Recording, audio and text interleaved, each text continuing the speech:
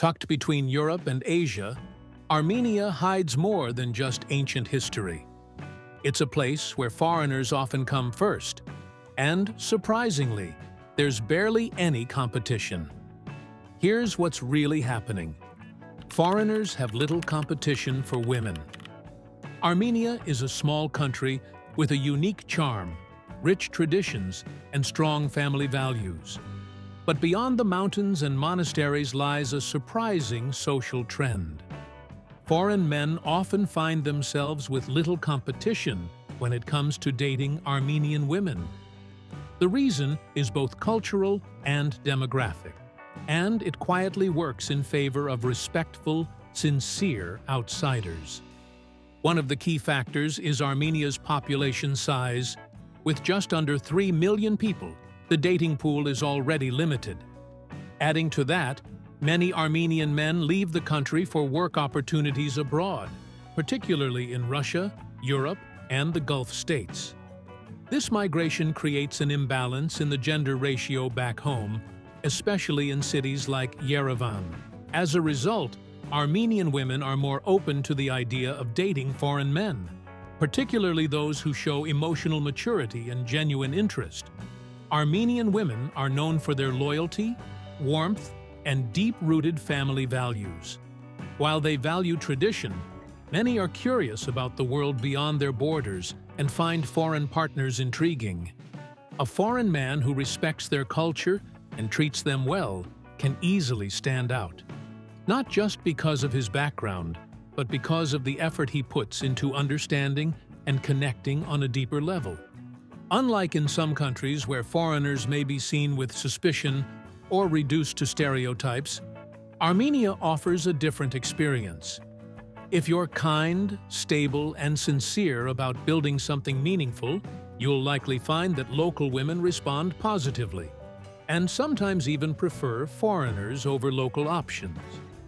For men seeking love or companionship in a place where values still matter, and kindness goes a long way, Armenia quietly stands out as a hidden paradise with very little competition. Chess is mandatory in Armenia. In Armenia, chess isn't just a game. It's practically a national language. Since 2011, the country has made chess a mandatory subject in all primary schools, starting at the age of 6. While most kids around the world are just figuring out basic math, Armenian students are already mastering strategic thinking on black and white battlefields. The decision wasn't random. The government believes that chess helps develop critical thinking, decision-making skills, and patience. And clearly, it's working. Armenia consistently ranks among the top nations in international chess competitions, often punching far above its weight. Walk into a classroom in Yerevan, and you might see 8-year-olds discussing gambits and endgames with the confidence of seasoned grandmasters. The country takes the sport so seriously that it even has a dedicated chess academy, and many public schools employ certified chess instructors. This structured approach ensures that children learn not only how to play, but also how to think several steps ahead, skills that spill over into academics and life. In Armenia, chess is considered not just a sport, but a tool for building minds, and it's deeply embedded in the culture. You'll even find chess boards in public parks and cafes, where elderly citizens routinely crush much younger challengers. What makes this even more fascinating is that Armenia's chess obsession is a truly intergenerational phenomenon. It's not uncommon for grandmothers to take down their grandchildren in fierce matches. Chess is a source of pride, bonding, and even a badge of intellect. While the world debates screen time and digital distractions, Armenia teaches its future leaders to think before they move. Literally. There is a lake with a secret. Lake Sevan, perched over 1,900 meters above sea level, is Armenia's dazzling crown jewel, shimmering blue by day and mysterious by legend. But beneath its glassy surface lies a secret that most visitors never imagine. the ruins of medieval churches long swallowed by water. In the 20th century, Soviet engineers diverted rivers feeding the lake, causing water levels to drop dramatically. When restoration efforts later reversed the process, Sevan rose again, quietly submerging ancient structures that once stood proudly on dry land. Today, scuba divers and researchers explore these underwater relics, making the lake a surreal blend of nature, history, and hidden architecture.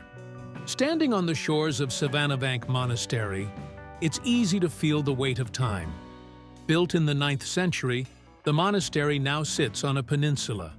But it used to be an island before Soviet irrigation projects altered the landscape.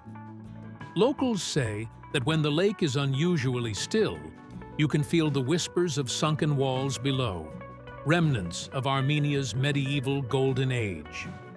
The juxtaposition of a pristine alpine lake and ancient unseen ruins gives Lake Sevan an almost mythical allure. It's like an Armenian Atlantis, hiding a sacred past beneath serene waters. Aside from its secrets, Lake Sevan is beloved for its breezy summers, fresh crayfish, and sun-drenched beaches. Yet, it's this haunting echo of the submerged churches that gives the lake its depth, both literal and emotional. To visit Sevan is not just to relax by the water. It's to stand at the edge of centuries-old stories, waiting quietly, just beneath the surface. Alphabet Monument exists.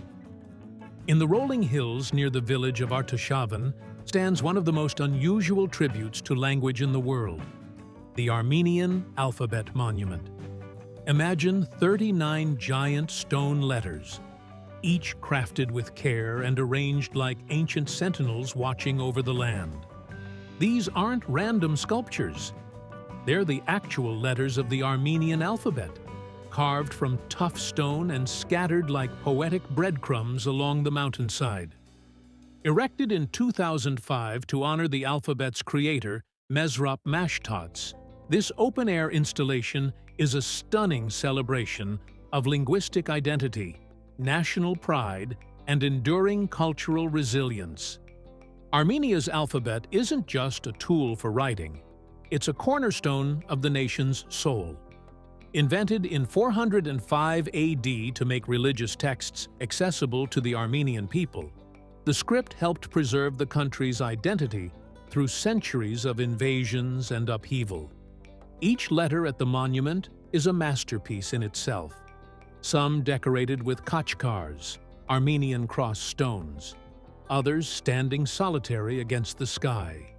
Tourists and locals alike climb around them, take photos beside their initials, and marvel at the odd beauty of this literary Stonehenge.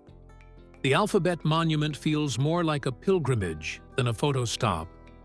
As the wind sweeps across the plateau and Mount Aragats looms in the distance, the letters seem to echo a quiet, unbroken legacy. In a world where languages disappear daily, Armenia's bold decision to literally carve its script into the land is more than artistic. It's a defiant act.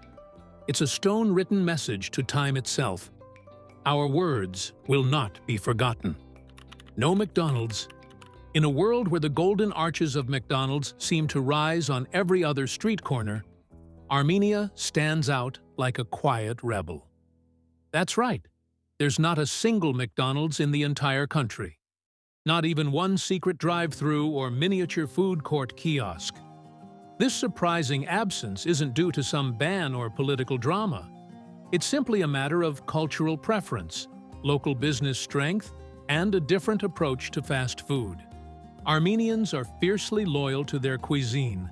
And why wouldn't they be when lavash wraps, barbecue, and herb-stuffed flatbread offer so much more flavor and history than a Big Mac?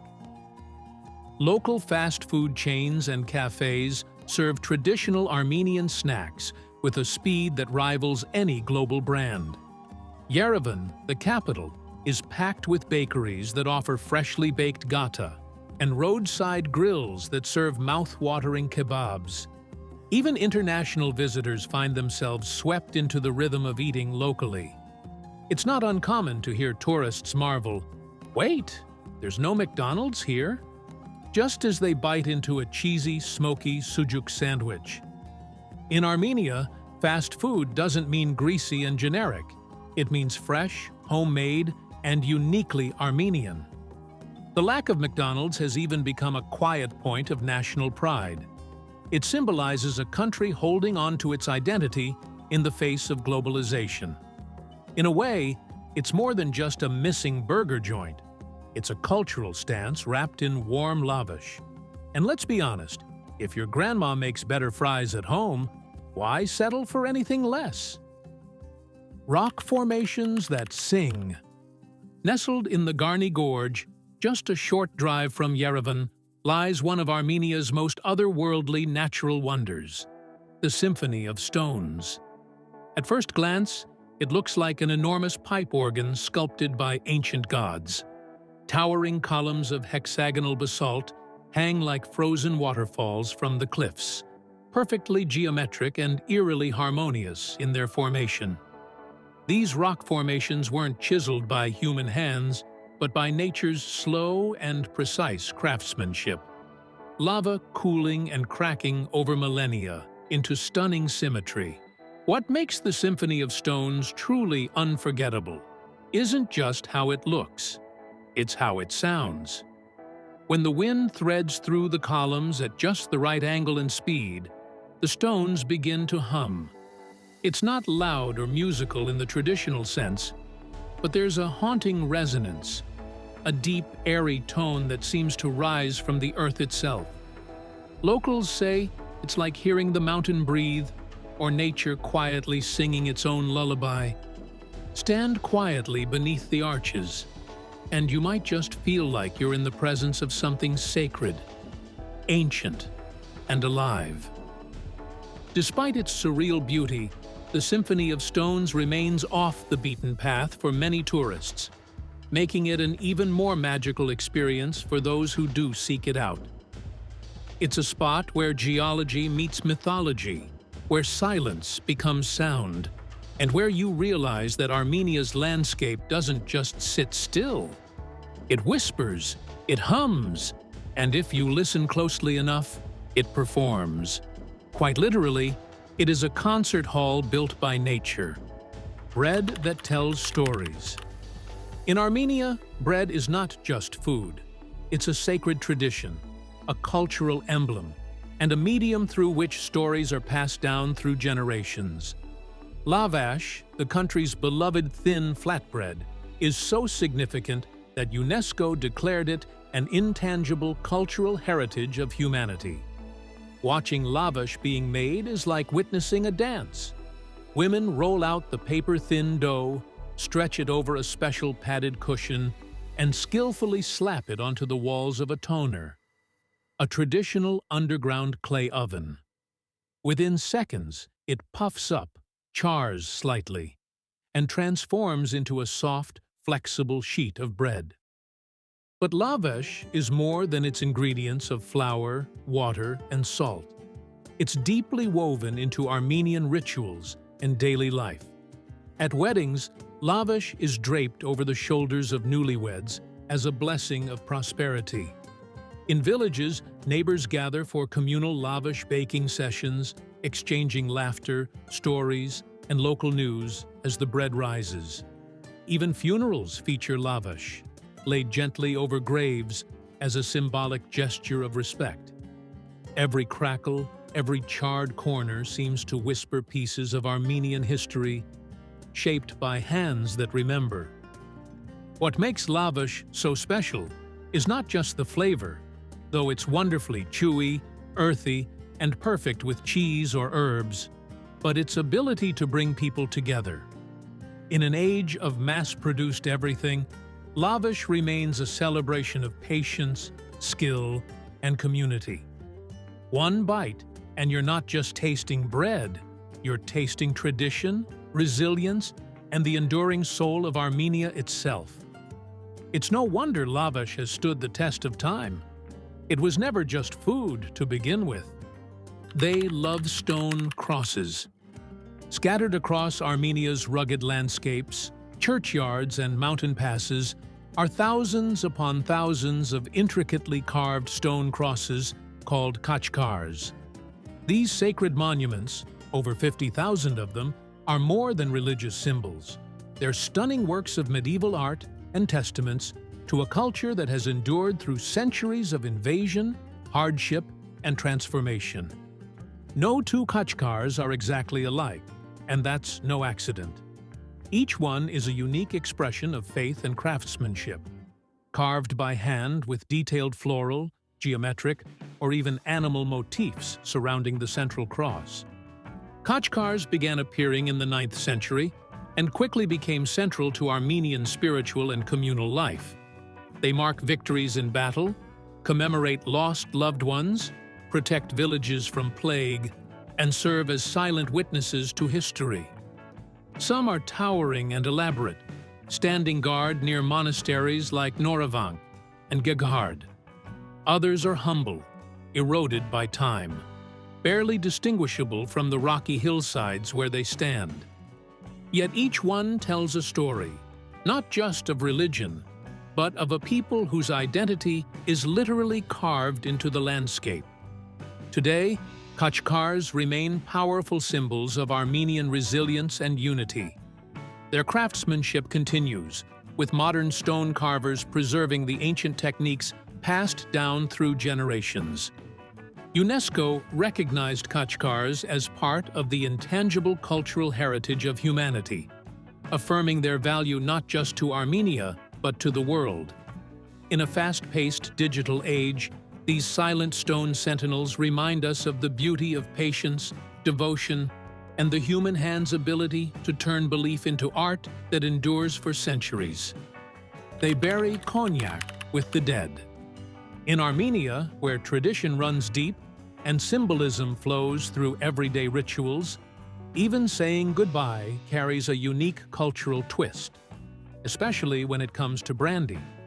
It's not uncommon for families to bury a bottle of Armenian cognac, often Ararat or another local favorite, alongside their deceased loved ones. But this isn't about lavish offerings or superstition. It's a heartfelt gesture, a final toast, allowing the departed to enjoy a symbolic drink in the afterlife. In a land where hospitality is revered and brandy is cherished, this ritual reflects the profound emotional connection between the living and the dead. This practice often begins long before the burial. Families may select a special bottle, sometimes aged for decades, to honor the character of the person being remembered. Some even open a matching bottle at the funeral gathering, sharing toasts with friends and relatives in memory of the one who has passed. The idea is simple but poignant. Just as we raise a glass to celebrate life's moments, we also raise one to mourn and honor its end. The buried bottle becomes a silent companion, a bridge between two worlds. Armenian brandy itself holds legendary status.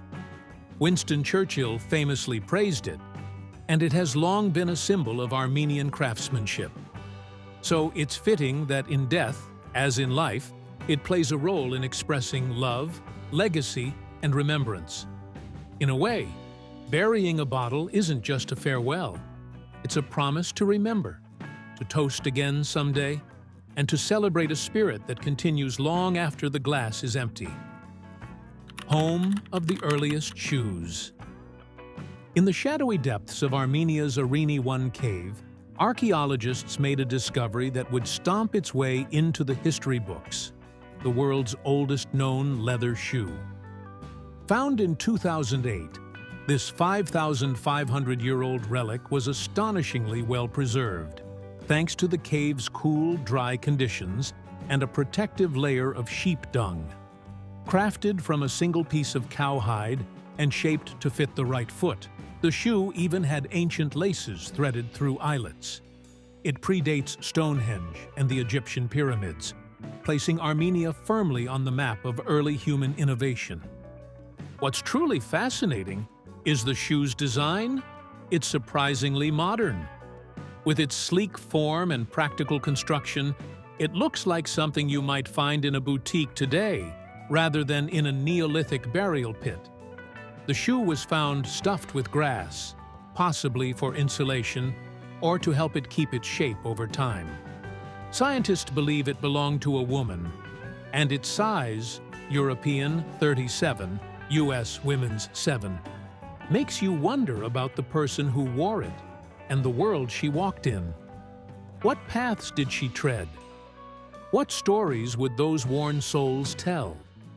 The Armenia Cave Complex has yielded more than just ancient footwear.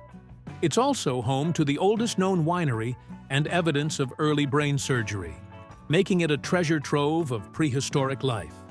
But it's the shoe that captures the imagination. It reminds us that even 5,000 years ago, humans were problem solvers, artists, and explorers, who, evidently, also appreciated a well-made pair of shoes. Elevators that ask for tips. Scattered across Armenia's older Soviet-era apartment blocks are elevators that behave less like machines and more like moody gatekeepers. You press a button, and nothing happens. That's because, in these relics of the past, the button only works if you feed a coin into a mechanical slot. It's as if the elevator is asking for a tip before doing its job, a tiny toll for vertical travel. Residents still living in these buildings often keep a stash of coins nearby, ready to bribe the boxy beast into action. This pay-to-ride system was designed during Soviet times as a way to conserve energy and reduce elevator usage, particularly in residential buildings where electricity was a precious commodity. The logic? If people had to pay, they'd use the stairs more often. And it worked. Even today, elderly residents sometimes prefer climbing 5 flights to avoid spending a coin.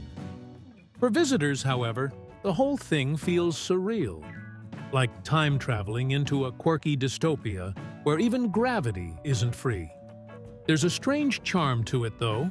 These elevators rattle, groan, and carry the weight of decades, both literally and metaphorically. Some have been updated to accept tokens or small magnetic cards, but many still cling to their coin-operated quirks. Tourists stumbling upon one often mistake the coin slot for a relic until the doors refuse to budge. Then comes the realization: no coin, no lift. In a world racing toward touchless tech and smart homes, these cranky old elevators stand as a humorous, humming reminder that not everything in life rises freely. You might just have to pay the price. A broken monument of love.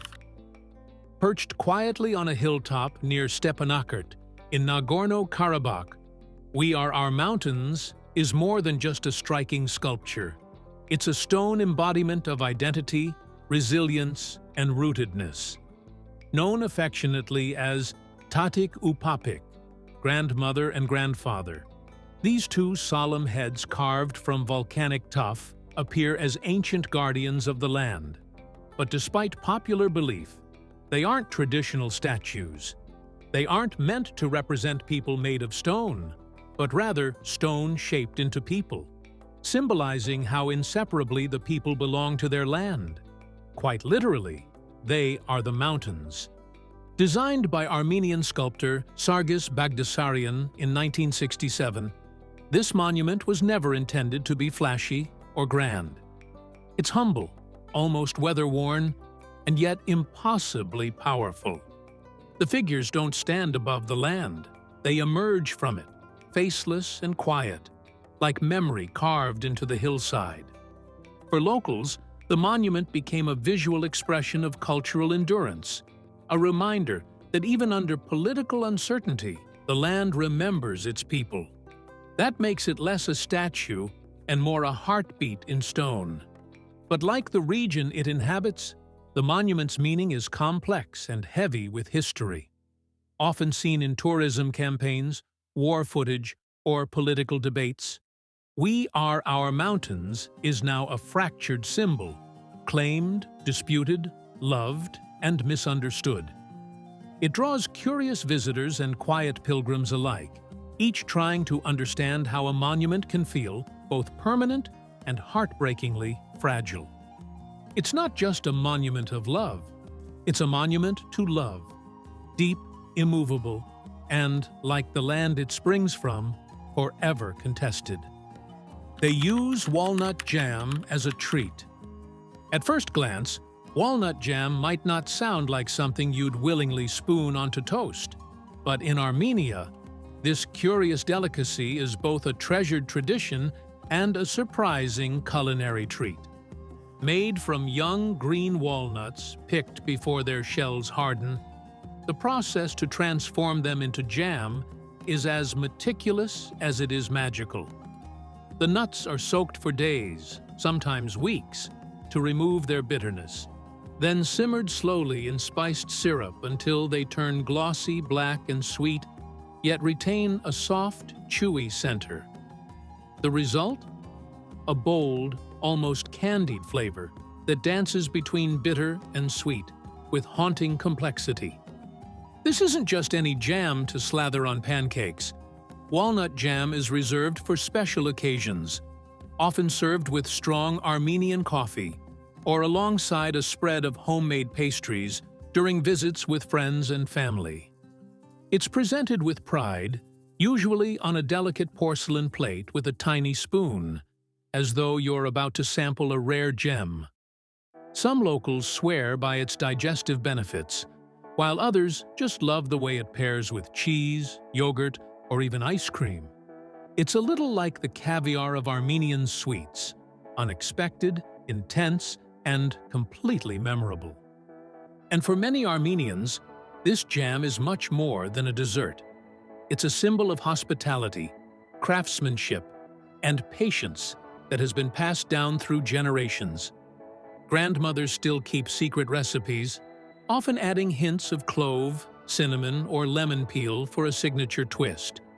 Once you've tasted walnut jam the Armenian way, regular fruit spreads might suddenly seem a little too tame. An ancient city without a roof.